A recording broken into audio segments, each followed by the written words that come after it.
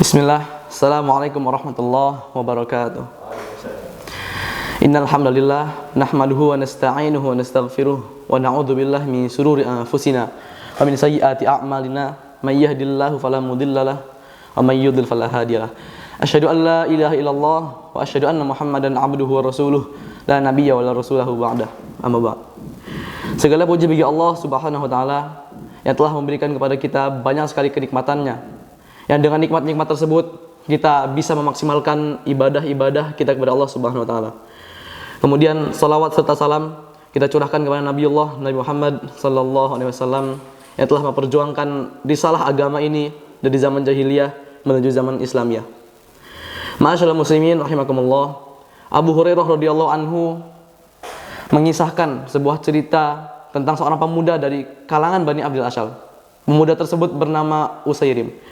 Sebelum perang Uhud terjadi, pemuda bernama Usairim ini mendatangi Nabi SAW dan berkata, "Wahai Muhammad, manakah yang lebih baik? Masuk Islam terlebih dahulu ataukah aku langsung berperang?" Kemudian kata Nabi SAW, "Engkau masuk Islam terlebih dahulu, baru kemudian engkau berangkat berperang." Kemudian Usairim langsung mengucapkan 2 kalimat syahadat dan kemudian pergi berperang. Tidak kalah gagah dengan sahabat yang lain, Usairim mendapatkan banyak luka tentunya.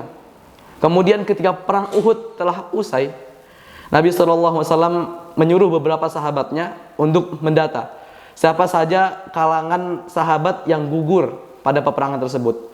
Kemudian salah seorang sahabat mendapati Usairim sedang sekarat. Di sisa-sisa hidupnya, sahabat tersebut bertanya kepada Usairim, "Wahai Usairim, apa motif keikutsertaanmu dalam perang Uhud ini? Apakah untuk meninggikan nama Allah dan Rasulnya, ataukah hanya semata-mata untuk mengangkat derajat kaummu?" Kemudian Usairim rahimahullah radhiyallahu anhu berkata bahwa ia mengikuti peperangan Uhud hanya semata-mata karena Allah dan Rasulnya. Tak lama kemudian Usairim menghembuskan nafas terakhir. Ma'asyiral muslimin rahimakumullah. Allah pun menakdirkan bahwa di peperangan Uhud ada salah seorang sahabat bernama Khuzman. Riwayat hidup beliau di akhirnya bertentangan jauh dengan sahabat Usairim. Karena justru di peperangan Uhud beliau akhirnya ditakdirkan oleh Allah Subhanahu wa taala mati dalam keadaan su'ul khotimah. Karena ketika perang Uhud beliau mendapati banyak luka di tubuhnya dan kemudian mendapatkan rasa sakit yang amat sangat. Sehingga ketika beliau tidak tahan dengan rasa sakit yang dia dapatkan, akhirnya Khuzman mengambil pedang dan kemudian menusukkan pedang tersebut ke perutnya sendiri. Ma'asyiral muslimin rahimakumullah. Hidayah merupakan salah satu misteri takdir yang sama sekali tidak terduga.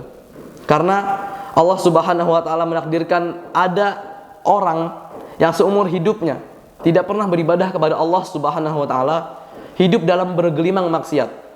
Kemudian justru di akhir hidupnya Allah Subhanahu wa taala menakdirkan membukakan pintu hatinya selebar-lebarnya sehingga orang tersebut berkenan mengikuti ajaran Islam, mendapatkan hidayah. Kemudian orang tersebut di ujung hayatnya mengamalkan suatu amalan yang insya Allah dapat membawanya masuk ke jannahnya Allah Subhanahu wa taala. Kemudian Allah Subhanahu wa taala juga menakdirkan ada orang yang seumur hidupnya menghabiskan hidupnya untuk beribadah kepada Allah Subhanahu wa taala. Sampai ketika jaraknya dengan surga tinggal selangkah lagi, Allah Subhanahu wa taala menakdirkan hal lain.